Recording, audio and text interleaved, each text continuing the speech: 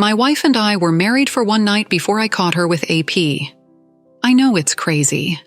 My wife and I dated for 2.5 years as part of our religious beliefs. We were to remain pure until marriage. If we didn't hate each other, that was good enough for us to marry and commit ourselves for life. We didn't get to live together or spend more than 3 hours a day together because work and everyday chores took priority.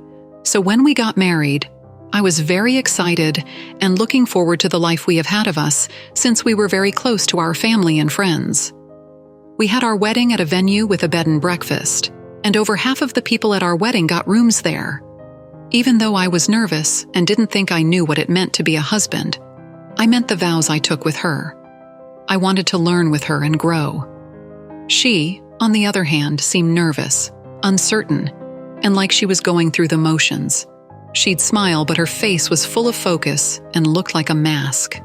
My wife and I had been drinking, so our first time making love was awkward and floppy. It worked out great for me, at least. I crashed beside her after our long, meaningful day full of promises and a hopeful future. Then I woke up at 2:30 a.m. from thirst, only to find my wife was gone. After gulping down water, I started searching for her. I listened in on the doors where wedding guests slept. I knocked on a few, but no one answered, and I didn't hear anything. I finally got to a door where I heard voices and crying. I heard my groomsman comforting someone else. He said something about pressing on, even when it seemed impossible. Whoever he was talking to was so upset, I couldn't make out what they said. The comforter said they would always have each other, and any chance they got, they would be together. He called this person babe, sweetheart, and finally said, "I love you." I recognized his voice as my single, unmarried friend, and we were all pretty religious, so I was surprised he had anyone in the room with him unless it was another man and he was gay, which would be pretty scandalous. Then I heard my wife's voice tell me she loves him too. Her tears started flowing again as she told AP that she couldn't hide it anymore. She didn't want to be with me. She wanted to marry him. All she could do to get through the vows was picture them standing at the altar together. The only way she was able to sleep with me was by getting drunk. I covered my mouth to keep from letting out a noise of shock, but my weight shifted and the floor creaked. The door ripped open and I saw my friend and groomsman looking shocked and ashamed, with my wife sitting on the bed behind him, eyes and face red. I don't know how I found the words to say at this moment. The news of their affair was so surprising to me. I looked at my wife and told her she shouldn't have pretended to love me. I said I hated her for using me to cover up the relationship. She really wanted. If I hadn't found out, she would have ruined my life.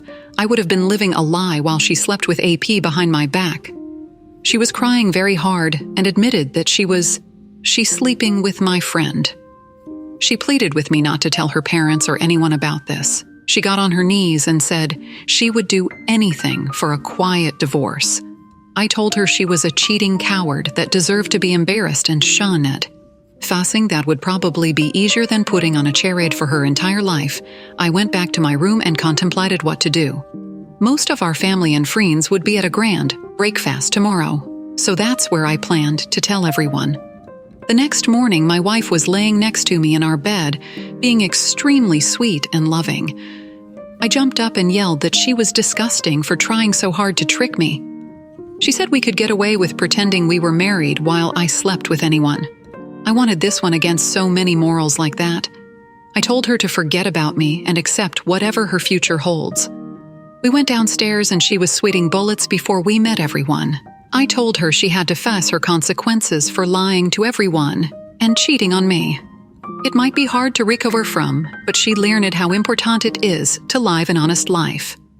I stood in front of the wedding attendees, all blissfully munching away, and told them my wife and I would be getting a divorce. Her dad started choking and everyone demanded to know why. I told them my wife was sleeping with someone else, and I refused to live a lie.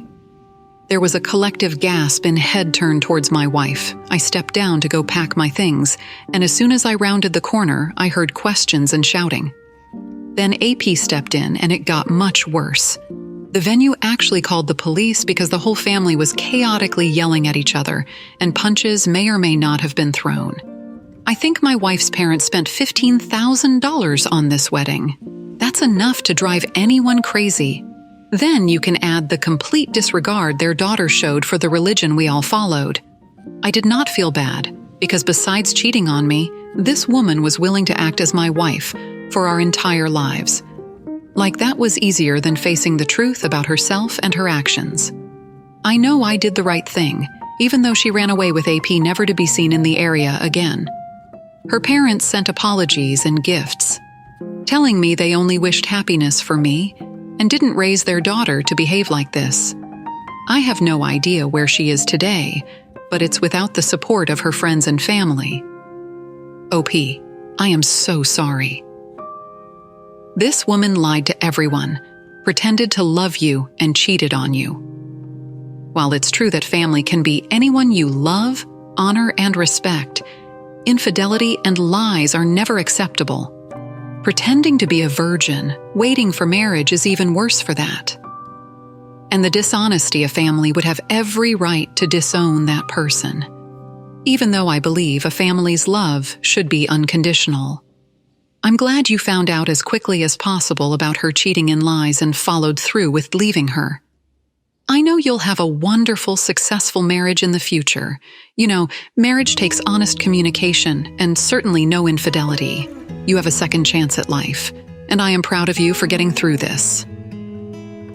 Thank you for sharing your story. Now let's get into our second story for today. I started to suspect something was going on with my wife when she started volunteering at a non-profit organization. She was never into doing anything that could be called work.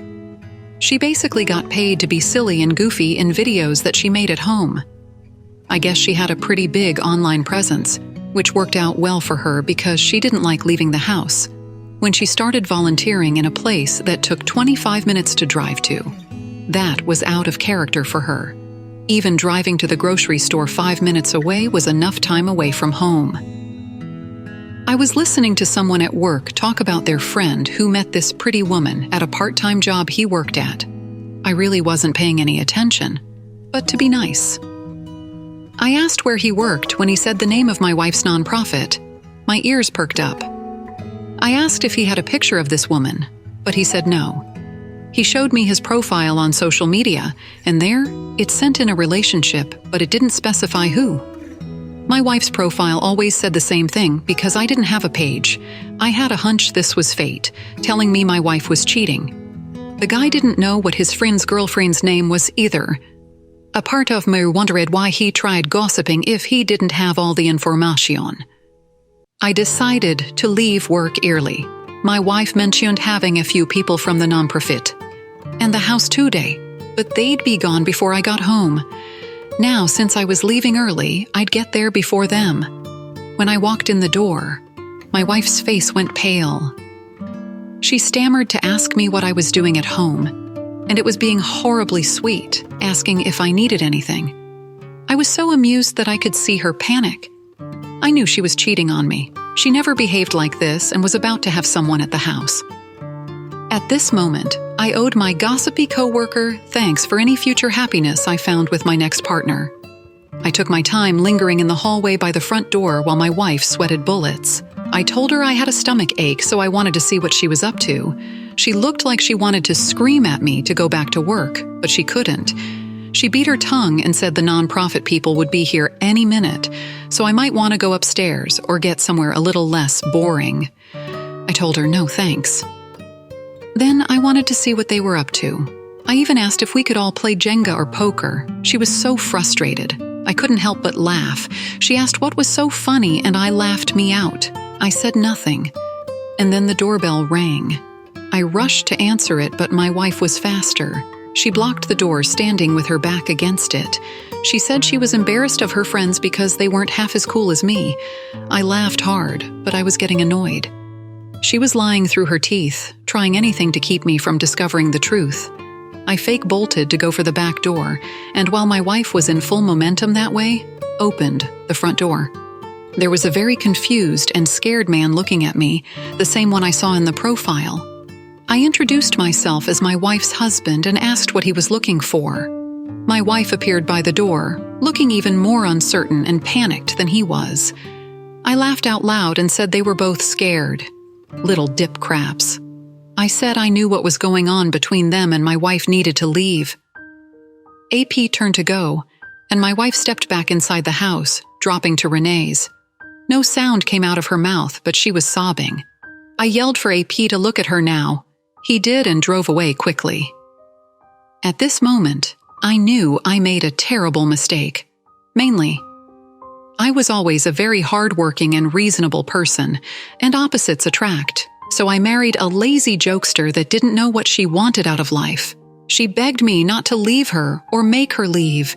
She was scared and had nowhere else to go. Since we'd been married for 11 years and lived states away from her relatives, I told her that wasn't my problem and that there are resources out there for sleazy women like herself. People would always be willing to lend a hand to poor, pitiful woman in need. I pushed her and her stuff out the door and locked it. We had 2 cars, but they were both mine, so I didn't give her one. She found somewhere to go with the use of her smartphone because she was gone in a few hours. I don't know if this was the only time she cheated on me or not, but regardless, I'm glad I discovered the truth. I made my coworker a thank you for your big mouth basket. My ex only ever contacted me to beg me for stuff. I never gave her anything, and she still survived, no matter how tough it was. It's been a while since she got a ride back to the state her relatives lived in. I don't know who she still had contact with since their relationship was never great, and she'd been away for 11 years. I've managed to start dating again, and I'm just happy to be alive and given a second chance at finding love. OP, I am sorry your wife had this affair. What you said is true in some cases. Opposites do attract, and it should be a beautiful thing that people admire in each other. Of course, it can lead to disagreements or even dislike of the other person. But that's when selflessness and communication step in. True love can accept and admire differences. Your wife didn't even try and have a conversation with you about how she felt and gave no impression that there was anything wrong with the relationship, and given how she reacted when she was caught. I suspect she didn't want the relationship to end, which means she didn't have any willpower whatsoever to resist having an affair. That's all there is to it. Really. She was too immature and failed to think about the possibility of her marriage ending. Thank you all for taking the time to listen to today's stories. If you enjoyed listening, please feel free to like and subscribe if you haven't already. Also, comment below with your thoughts on what happened. Take care.